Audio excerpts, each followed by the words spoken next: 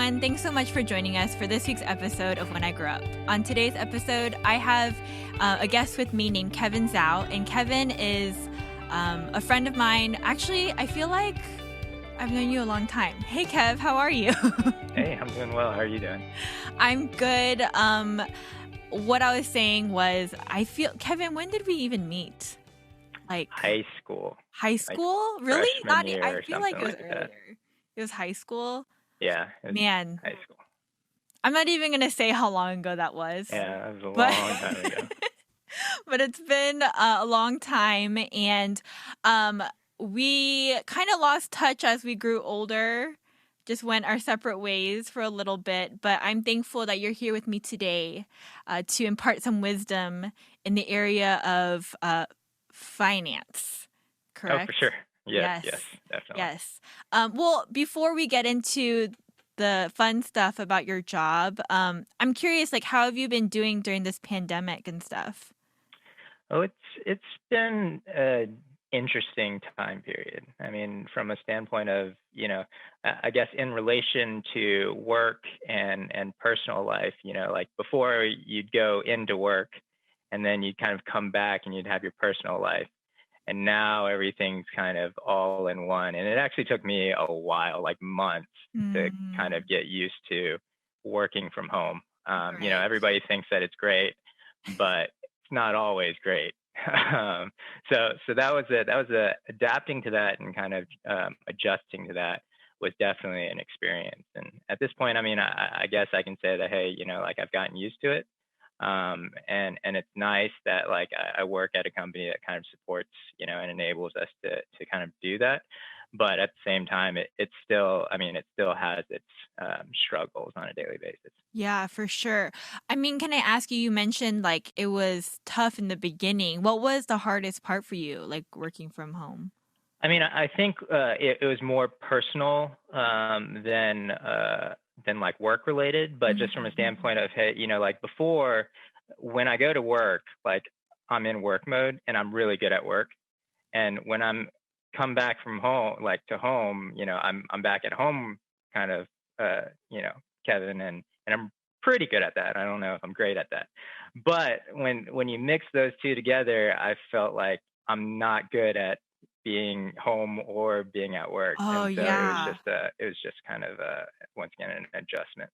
Yeah, no, I feel like I can understand that. Like just kind of having the right environment to do that kind of stuff, and being at home is like, now what do I do? Do I relax or do I work? Right. Or you're tempted to relax and not work, I guess.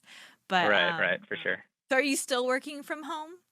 Yes, Okay. we are. I mean, our offices have opened, and we've got like really good like janitorial policies and like COVID kind of safety policies.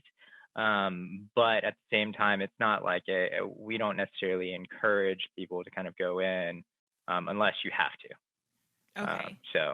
So most people are still probably like 90%, 95% of people are still working remotely. And then every once in a while, I'll go into the office for either specific meetings and or like just to do something in particular. Yeah.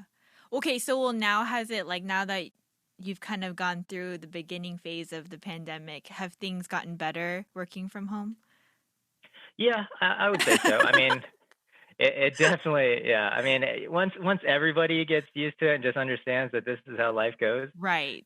like you just don't really have a choice. So you just, work with it, and then you just keep pushing forward until it works. Oh man. Wait, is your wife working from home right now? No, she's not actually. So my wife is a teacher. She teaches third grade. Bless her. Bless So her heart. she actually has to go in and teach kids in person. Oh gosh. But once again, I mean, they also have pretty decent kind of, COVID safety policies that have seemed to be working so far. So we'll That's see how that good. goes. Awesome. Okay, well, let's jump right in. Like I mentioned before, Kevin is in finance, but Kevin is the financial director at Georgia Pacific. And is that right? Yes, I should probably that is fact correct. check before I interview people. But so can you tell me what that even is? What does a financial director do? So I've got responsibilities to kind of oversee kind of core financial operations, such as like financial reporting, which is like, hey, how much did we make? How much did we make or lose? Capital investments, like, hey, where do we spend our money? Where do we go and invest? Data analytics, like basically keeping track of, hey, how are we doing? Like, what are the measures that we should actually look at to judge, business performance? And then kind of more like long-term business planning and strategy. So, I Mm. mean, that could include anything from, hey, doing market research to understand, how our business is doing versus competition, where kind of the market is moving, and how we should change our business strategies to kind of deal with that or best enable us to succeed in that area. And even from a standpoint of like mergers and acquisitions, like, hey, let's go and buy this company because it provides us some kind of capability that we don't have or that we think would be valuable. Wow. So, Georgia Pacific, I imagine it's a large company. What does Georgia Pacific do again? It is a large company. So I think most people recognize Georgia Pacific by our consumer products group, which makes like tissues, towels, napkins. So like Sure. Dixie Okay. plates, Yes. Yes.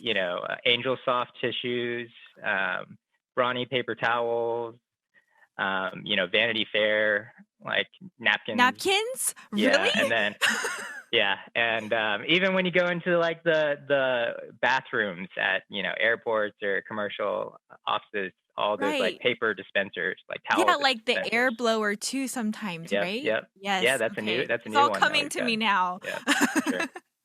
Okay. So, I mean, there with such a large company, there a team of like a team of financial directors, or is it Yes. just you?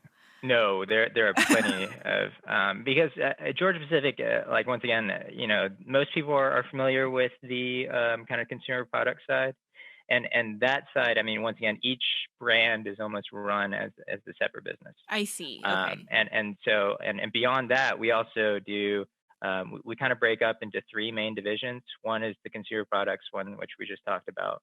One division focuses around building products, Hmm. so like lumber, plywood, sheetrock, um, stuff that you'd basically use for building. Um, Mm. and then we have one division that I work in called packaging. And so we make paper and then turn that paper into packaging of some sorts. Hmm. Interesting. Hmm. So Okay, all of our products are wood focused. I see. Yeah. So, I mean, this is irrelevant, but the company name being Georgia Pacific, does that mean it was founded here in Georgia? Yes. Yes, it Okay. does. I mean, I was just curious, really. But anyways, don't look at me like that, Kev.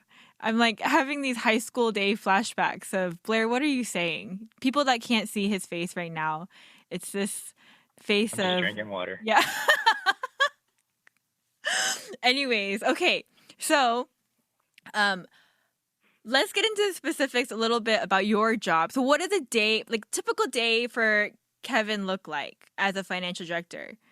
Honestly, it's basically just a long string of meetings. Uh, And nowadays, obviously, it's a lot more virtual than not. But I mean, the goal is really to, hey, connect with kind of key individuals or teams, and kind of just review results, strategize next steps, and kind of align on decisions for kind of path forward on like a multitude of projects that we kind of have going on mm, all at the same time, right? So I mean, once again, with a big company, um, individual group, there's like key individuals and groups that we kind of hire to focus on one specific thing, and then because there's obviously multiple things we need to do in order to kind of run a business. Like there's just a multitude of kind of groups to kind of connect with. But being related to finance, because that's kind of a key component towards everything in business, I've kind of got to basically connect with all of them and make sure that people are kind of working in the right way, right? So my role is really to, hey, help people think through decisions that we're trying to align around, and make sure that, hey, they actually make economic sense, number one. mm, And then number two is like, hey, are there any alternatives that we can kind of go after in order to kind of achieve the same results that we're kind of driving towards. And then, or if, hey, is there any other kind of groups or resourcing or capabilities that I could connect this group with that could help enable them to kind of succeed better or faster? Okay, so what I am thinking about right now is like it just seems like a lot of responsibility, like to be in charge of all these people and all of these financial decisions. Do you feel a lot of like stress during in this job? I mean, I don't know if I would say that, hey, like I experienced some abnormal amount of stress. Sure. Um, but once again, I mean, it definitely is a lot of things like information to kind of Mhm. retain and to juggle, and so and one of the things though is that, hey, like it's not just on me, right? So I mean, it's still a team effort. There's other decision makers in kind of the process, and we kind of all work off each other, kind of leverage each other's kind of expertise, and challenge each other to kind of make the best decision. So it's not like I'm there, basically judging everybody's kind of input and basically making a decision on my own.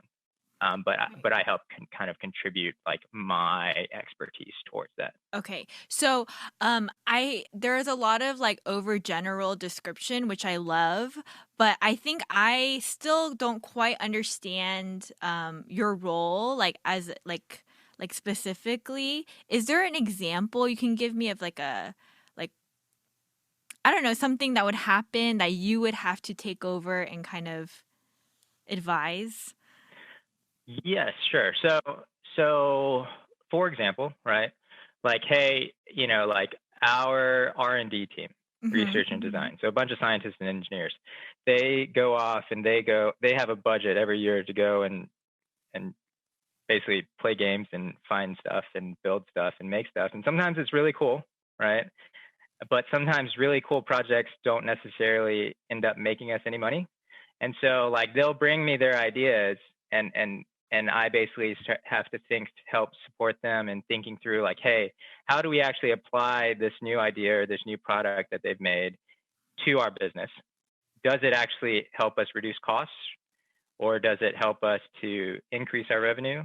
Or, is there some other synergy that this product creates? And so if we do go and put money towards investing into it, can we actually make money off of it? That Okay. would probably be like a very maybe easy to connect to example of what I would do. Yes, that makes a lot of sense to me. So like is there ever like a struggle? So in that specific example, I would imagine these R&D people are like, if you don't find value in the product, like how do they handle are they just like, "Oh, okay." Do they let it go or are they like, "Hey, let's try to figure something out." Like I mean, I think you probably run the multitude on that. yeah. Like I mean, obviously, if it's somebody's kind of pet project, they may get a little sensitive about it. But at the end of the day, I mean, it's not necessarily anything that they can. They would have to go back and obviously go back to the drawing boards, maybe change something in order to make it worthwhile, right? I mean, that's always a possibility. Or it just could be that, hey, like honestly, at the end of the day, it's kind of not something that we can kind of launch right now. So maybe it's Sure. more of a timing thing, and we just have to put it Yeah. on the back burner. Yeah, man. So money. It's all about the money in the end. In the end, In the honestly, that end, is it really is. So this is a great career, I feel like, because there will always be money. And there will always be companies trying to save money. for sure, for sure. Yeah. Okay. So take me back to the start, Kevin. Before the podcast started today, I mentioned that even though we went to high school together, I feel like we never really talked about our futures. We were just doing other stuff and doing other silly things. I don't even remember I now, mean, but kids don't really think about their futures all that much. You yeah, I guess, but they should. They should. They should, but they don't. But all So, that to say, it seems like w- from what I understand, you kind of knew like which direction you were going to go in. But how did you know this? Like at what point in your high school career were you like, "Hey, I think I want to do business and finance and stuff?" oh yeah, for sure. I mean, I think it all comes back to, my parents are the stereotypical Asian parents where like you really have three choices, either a doctor, a lawyer, or a businessman. And so from that standpoint, it's like I can't do blood and gore, so doctor was ruled out very quickly. And then law just kind of seemed boring and a lot of reading. And I mean, I love reading, but not reading boring stuff. So that was probably not some opportunity that I would really have liked to pursue. And then from a standpoint of, like business and finance, I was always had kind of a knack for like math and like Sure. numbers. And so it just kind of fit well. Um, so that's kind of how it all kind of came together for me, I guess. Okay, so and I can attest to this. You were very good with numbers. That I know. But uh so you graduate your senior year from high school, and where did you go to school for I ended up going college? to Emory. Um, and then, so, I mean, obviously, knowing kind of that I was going to go into business, I quickly applied to Guizhou's business school. So that's Emory's business school. And then ended up double majoring in like finance and accounting. And then, and Koizueta has like great like resourcing around like career fairs and like job Mm, networking and stuff. And so from that standpoint, it was pretty like straight and direct shot in order to kind of get out of there. But honestly, getting out of there, that's when that was a whole different story. In terms of like real world is definitely not school world. So yeah, so I want to get into that, but before I do, Emory in itself is a what I feel is a very challenging school to get into academically. But you're at a great school. I'm curious, did things come naturally for you even as you're taking these business and finance classes? um, honestly, Do you even yes. remember?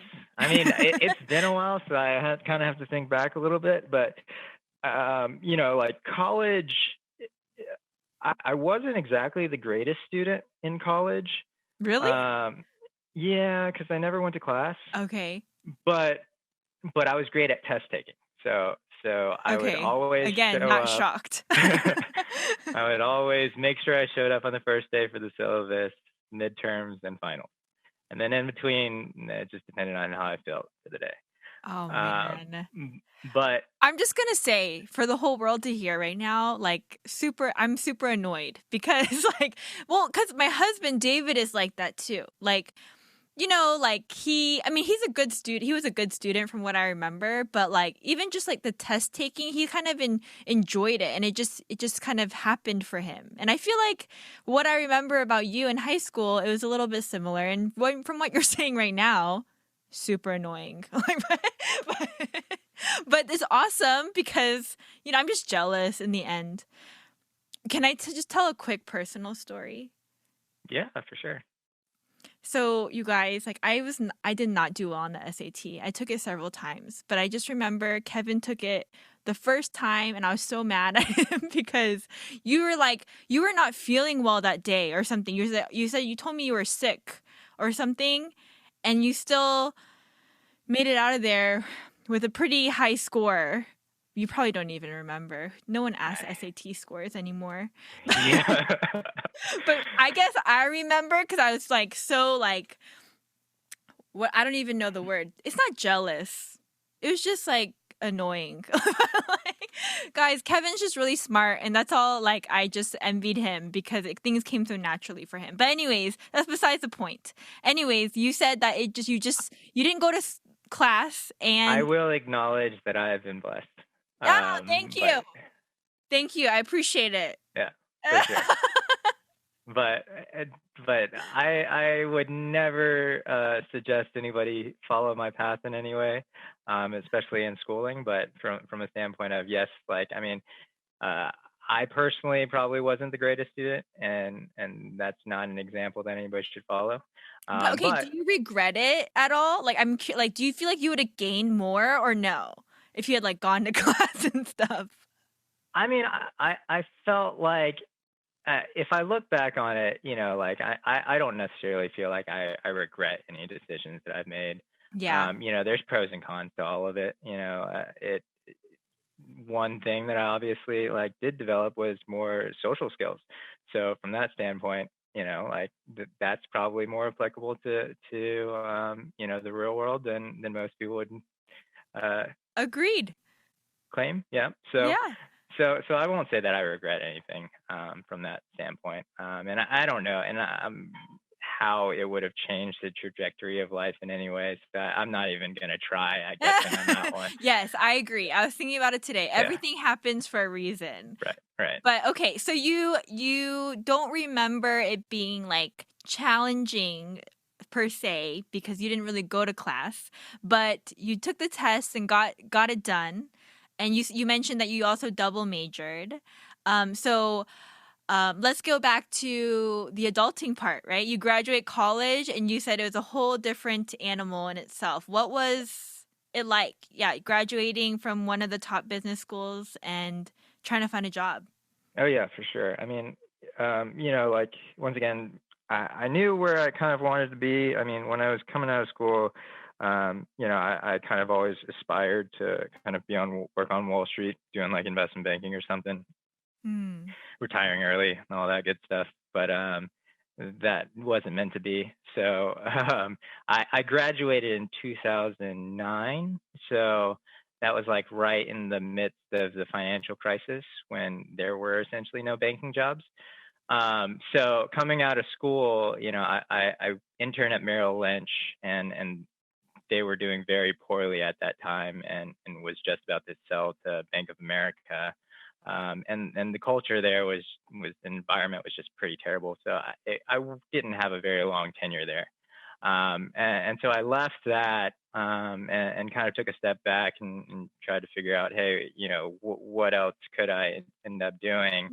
Mm. And so I ended up actually going into like consulting, executive networking. I joined this small firm called World 50, um, and it was actually a great experience for me. Like yeah, I moved out of kind of a banking and financial services role to more of like a corporate finance kind of consulting role. And so from that standpoint, like I learned a lot because I was pretty much one of the only I guess finance background people in the firm at that point.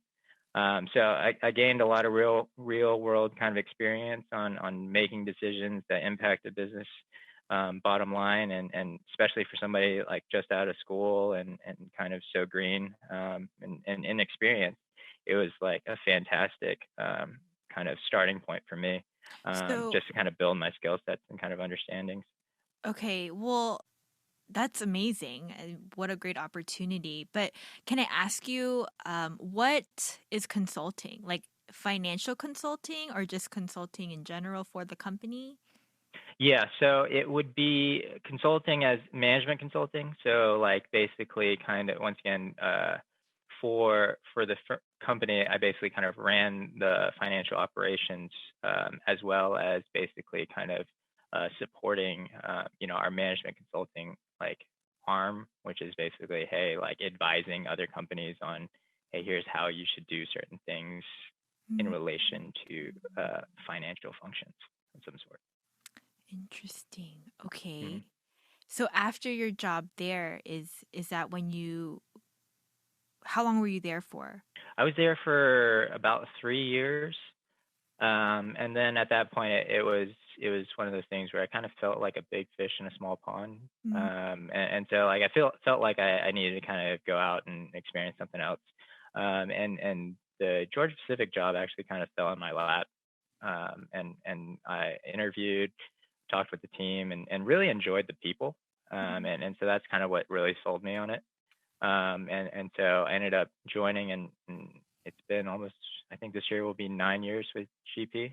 Oh, wow. Yeah, so it's going to be a long time. So, I'm not gonna assume that. Did you start there as financial director? No, I did not.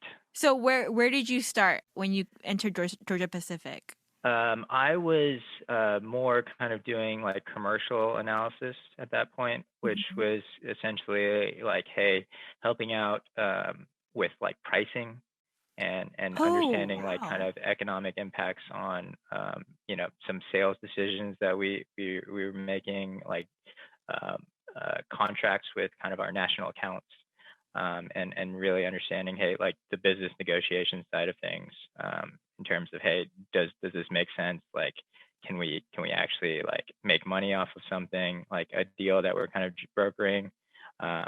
Like what are the contract terms that we should kind of go forward with, and what can we, give them versus what can we get out of it? So Mm, those kind of decisions where it was kind of like my role at that point in time. okay. So you said you helped in pricing things, like pricing products? Yes. So No, like how does that work? Are you allowed to tell me that? yeah, I mean, pricing is really just, hey, if a buyer is willing to pay a price and the seller is willing to sell at that price, then you got a deal. Uh, that I mean, Okay. as simple as that sounds, that's really how it goes. Okay. Um, but from a standpoint of like an analyst role in that function, it really is kind of just more understanding, like, hey, in within the negotiation, if you have, obviously like certain levers that you can negotiate with between the two parties on contract terms, whether it's like, hey, how long they have to pay, or how many Mm, quantities they're willing to kind of sign up for, and then what you can negotiate all that. And there's economic impacts to all that. And so to understand that and to kind of evaluate those drivers are kind of the whole purpose of that role. okay, so you mentioned like earlier on in our conversation that part of your job, is looking at data and, making decisions. So this data, like where does it come from? Like just the company's data? Yeah, so I mean, information can really be from anywhere, right? But from a standpoint of, I guess depending on what you're trying to analyze, we're a manufacturing company, so a lot of our data is like operational, like how fast machines run, like how long have they have been running, how many units they produce, like stuff like that. But there in term, depending on your role, I mean, we've got information from everywhere from like HR, personnel information, right? How much people pay or make, Mm, how many people we have, like who they are, to, like even from a standpoint of market information, like, hey, once again, um, what are the financial results of other public companies that, kind of our competitors in the space, and how they're doing versus how we're doing. So once again, there's a multitude of data points that we'll look at, both internal and external. And we try to basically take all that data and kind of synthesize it into insights that kind of lead to business decisions. I see.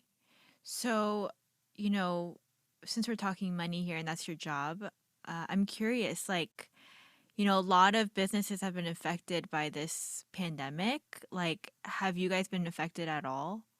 Yes, for sure. So, I mean, thankfully, we are kind of considered essential products, right? Yeah, So, so I guess part of me is like, oh, maybe they haven't been affected. Like, yeah. So from a standpoint of like, no, we haven't been like shut down due to the pandemic, but at the same time, you know, uh, COVID being as real as it is, I mean, it affects everybody, right? So, I mean, even from a staffing standpoint, it's like, hey, when we have to have like really strict safety policies in place to protect our employees, right? Because if you get an outbreak and it like takes out an entire facility, well, you're forced to shut down anyways, because you can't like fill a whole like the staffing needs all in a day or something like that, right? So from that standpoint, yes, I mean it's definitely been a struggle still, operationally, just to kind of make sure that, hey, everybody's safe and everybody is healthy, but at the same time we can basically continue working and continue manufacturing and producing products that basically the country needs. Um, to kind of continue. So it definitely has been impactful from a cost standpoint, and it also has been impactful from even like a sales standpoint, right? I mean, tissue paper was like in super high demand, and so like obviously that was it was a good thing. But on the other side of things, it's like in terms of like packaging, given that you know a lot of people are in tough times right now financially, like demand for products wasn't necessarily as high as it was in a normal year. And so, like revenues in other areas kind of fell, I right? So, see. I see. Man. I mean, yeah, I just feel uh like I guess my main thought was, the fact that GP provides products that are essential. So I was thinking, oh, I wonder if yeah, this affected you guys at all. So that's why I asked. But yeah, for sure. um so do you like your job, Kev? Yes, I do. Yeah, what do you like about it? I think this is it's meaningful, you know, Mm. which is one of the biggest things. And from a standpoint of you know, knowing that I wanted to be in a space like finance or in business, being able to partake in kind of making like truly kind of like business driving decisions, Mm. like that's kind of cool. And that's always something that like, I've strived for. And so the work is fulfilling. And once again, it's nice that I'm blessed with I've got talents that kind of help me to go and do that successfully. Um, so from that standpoint, yeah, I mean, I think that I do like my job. Now, is it great all the time? No way. Like you were saying before, or like we touched on before, there's a lot of things that I've got kind of responsibilities over, and sometimes those things aren't fun at all. So it's definitely not like great all the time, but I don't know that any job really is great all the time. So Sure, yeah. Yeah, I mean, I like what you said about it just being meaningful and impactful, especially in making decisions that are going to truly affect the people you're working for. mhm. And and yeah, I mean, sure, there are challenges in every workplace. Would you say that's your biggest obstacle, like just being responsible for so much, or not obstacle, I'm sorry, just like what's difficult for you or what you don't like about your job? Um, I think probably the best and worst parts of the job are like management of people, like Sure, yeah. from a standpoint of I guess one of the clearest examples that come to mind is like recently, obviously with the pandemic, you know uh revenues if revenues fall and costs go up, I mean, you got to figure out some way to keep the business kind of going. And so from that standpoint, we have had a reduction in headcount across kind of our business. And so Mm, like actually having to tell somebody that, hey, like we got to let you go, like mm, that's not ever something that like you want to do, because I mean at that point like you're really affecting somebody's like livelihood. So that part of the job is pretty tough. And that's obviously not an everyday thing. But from a standpoint of just even in more like minor situations of just not necessarily being able to like live up to the expectations of that, an employee of yours or like a direct report of yours kind of has, for themselves and or like for the business. I mean, given that like, hey, honestly, sometimes I don't necessarily have um, direct control over certain decisions, and I just have to work within the guidelines that I'm given. And mhm. so, like for example, I mean, I guess an easy one to get to kind of talk around is like compensation adjustments during annual reviews, and like people not understanding like why they didn't get a raise or why they didn't get as big of a raise, as they thought that they would, and stuff like that. And so, it's certain parts of that are just, it's not an easy part of the job. And but it's also one of the things where like I love kind of supporting people and kind of building them up and helping them kind of succeed in their careers. So, that's also part of the best parts of my job. Yeah. Yeah, I can't even imagine being in a position of leadership where I mean, it is kind of lonely, right? Like having to make these decisions, and it's not really even your decision ultimately, but you managing that as well. Man, more props to you, Kevin. That's amazing. So I forgot to ask you though, you said you started not as a financial director, but how did you work your way up? Like how did you get these promotions? Just is it like a combination of things or Yeah, I mean, I think in the business world, I mean, and it probably doesn't have to be just finance or anything like that, but I mean, performance ends up kind of basically determining, hey, your qualifications for promotions and or compensation, right? Mhm. And so from that standpoint, I've always strived to basically outperform, whether it's competition and or even myself, right? And to really succeed in whatever role that I've been given, and bring like step change there, right? So from that standpoint, like I started out in a commercial role, kind of helping the sales team understand like economic kind of impacts for kind of decisions that they'll make as they go through kind of their negotiations and pricing and whatnot. And then I kind of moved into a role that's kind of similar, in support of kind of point of view development. So that's more like market research. Okay, So kind of along that pricing line, right? So sure. understanding like, hey, where do we actually succeed, in the products that we make, right? And where do we actually generate the most like money or value? And how do we actually put like resources towards basically building those kind of capabilities up? And so to do that, you kind of need to understand, hey, where the market's going, or where the market is, where the market's going, and what do we need to invest in order to kind of succeed, in kind of that path forward. I did that for about a year or two, and we kind of ended up designing like kind of this new kind of sales platform to kind of go get after that. And so after I finished that, um, kind of basically it was a rather large project.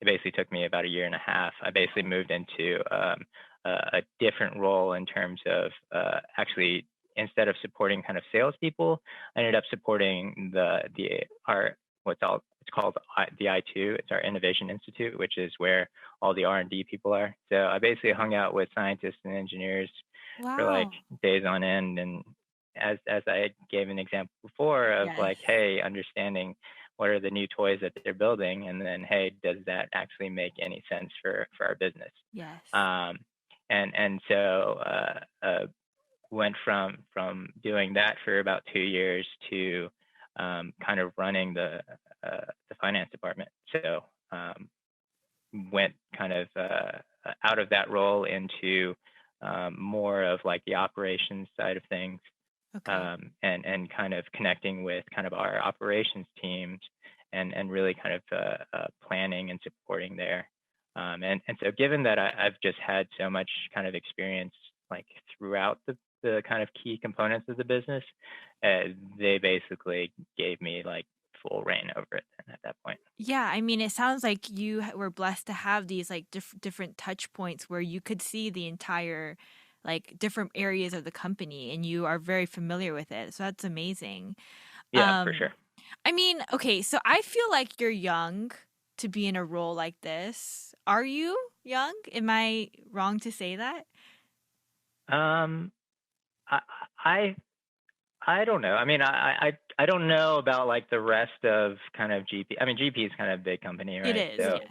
so we got like thousands of employees and hundreds of businesses, really. So, um, mm, but I would probably be one of the youngest The directors younger at the company. people. Yeah. Yeah. Man, that's really cool. That's amazing. You probably hate that I'm like making you look awesome right now, but but that is Kevin, that's really awesome. I think that's really an accomplishment. And yeah, I want to acknowledge that you've always been such a hard worker and man, that's really cool. So, um can I don't know if you know the answer to this, but as somebody what was the degree you actually graduated college with? I just had an undergrad in finance and accounting. Okay, so with that degree, um, like, what are the other options? Do you know? Like, are there other options to go into? Like, I mean, I guess obviously accounting, right? Like to be an accountant, but Yeah.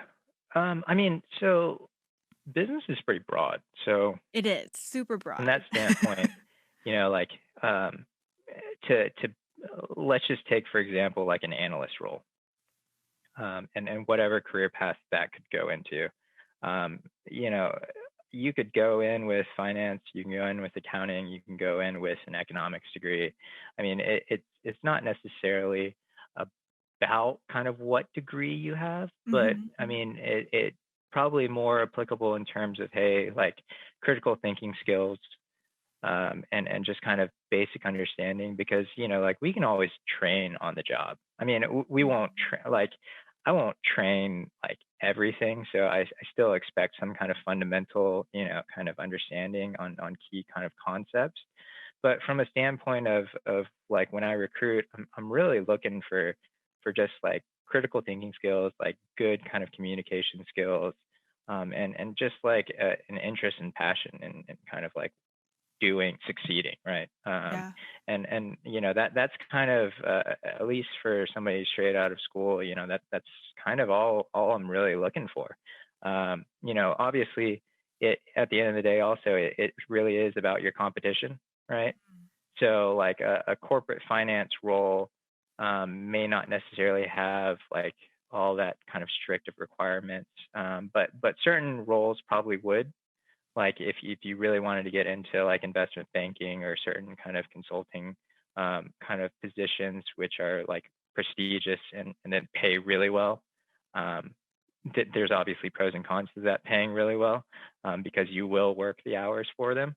But like those kind of starting off kind of places will probably, like you're going to be up against the best of the best, so you probably do want to have maybe more certifications Mm. or more tailored kind of credentials in order to kind of go and apply and seek those kind of positions. Okay. Hmm. And thank you. I just wanted to know if there were what the other options were.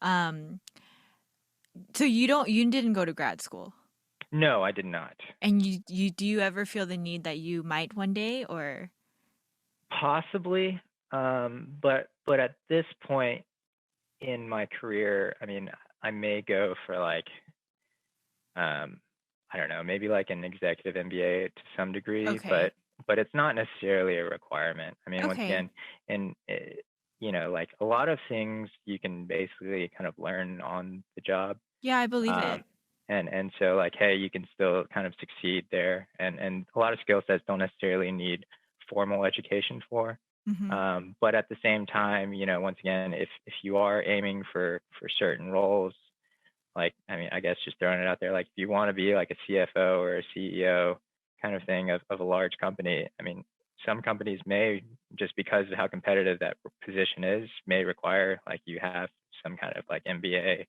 that's from some Ivy League school in order to get I there. see. Okay, good to know. So if you get that executive MBA, I can expect Kevin Zhou, CFO, CEO. Okay, I'm just gonna leave it at that. Don't respond. He's nodding his head. Everybody, you can't see him, but anyways, okay. Well, was there anything else you wanted to share with me about your job or business in general? If not, that's okay. I mean, nothing really that comes to mind. I mean, I think the only thing that I guess I would just kind of put out there for your listeners or anybody that's kind of like young and interested in I mean, um, in the business world or any kind of job, really. I mean, career at that point, it's like try to find something that like where your kind of your talents meet your passions, Mm, and that so that you'll actually enjoy what you do, and that you're actually set up to do it well. mm, And like as long as you're good at what you're doing, like the money will come. So just try to go gain experiences and kind of build your skill sets, and that at least early on. And I'm sure that the doors will open for you. how would you build your skill sets early? Like, It really is just kind of getting more exposure to as many things as possible. Mm. right? And not kind of limiting yourself or pigeonholing yourself into one certain type of role or one certain type of industry or one certain type of job function. But really getting out there, understanding or getting exposure and experience to a bunch of different things. And the more that you have, the more kind of just broader sense of knowledge that you'll kind of acquire.